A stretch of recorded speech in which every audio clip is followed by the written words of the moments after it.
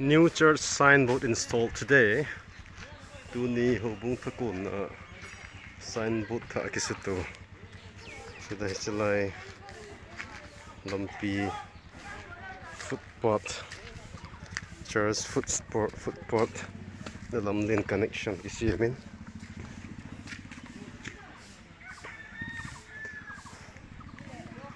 Solar light.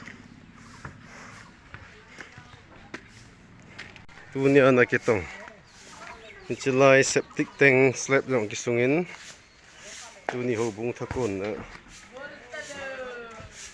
Kielsan trademark na sim kita. Chunglang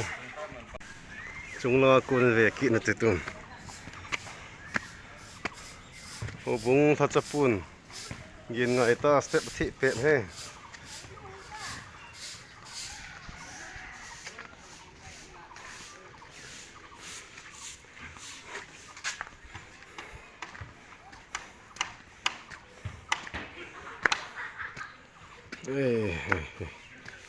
Hey.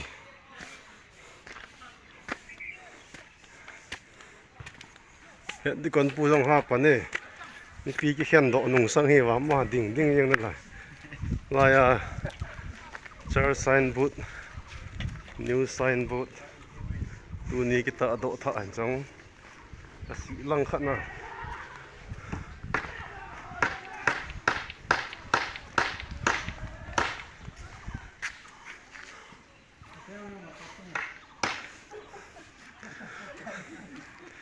Hey, church guest house zin thun in he thin su wang hi lai zin an la sa chai chu hitan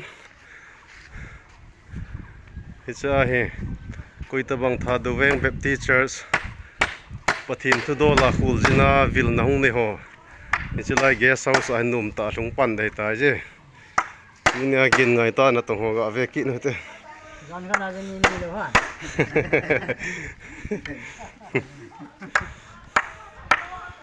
Malvin wale na yen chei yong le pu ne mar bos thalam kai ama misrit na tu ni na ki tong hai zo te man lung gel sei no ma la he chalai ye sau thudo la ho lim nan nei de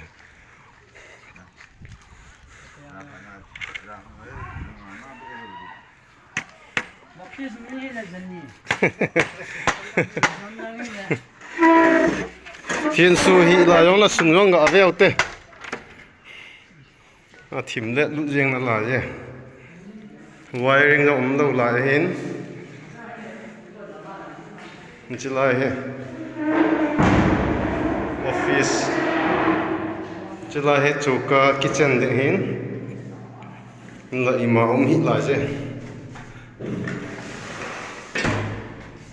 chi lai he kitchen de asung hi khali in lai zen lang hi con này kia bọn này là cái lỗ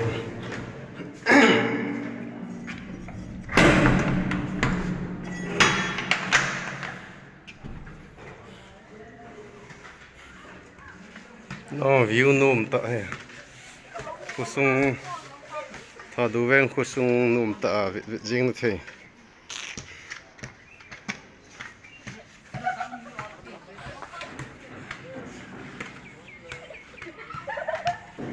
Chilang panghi kitlai TBN Administrative Building Construction chi jing lai chen khum kyo tu ga ki tung jing na lai jin tu kum le ba ni sa zom ding ngai tu na ki nei jing nei je lai LP school kusung lai volleyball ko tha do weng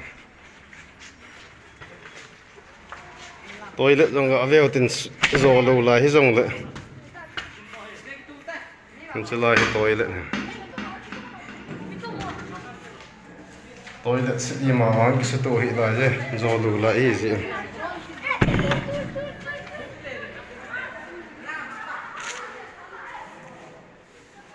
khát trong khát dâu lại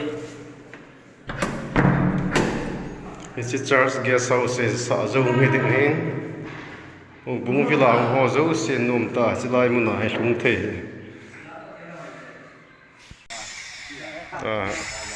Amai langa sign board su tu nam de ta.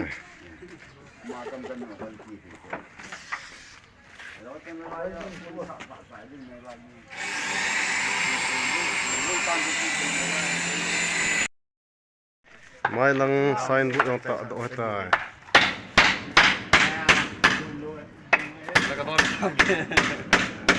Gon ni tang o. Na I chan ham da ma tu ana koi so den kit le he lum ta ve ta. Koi so the lo.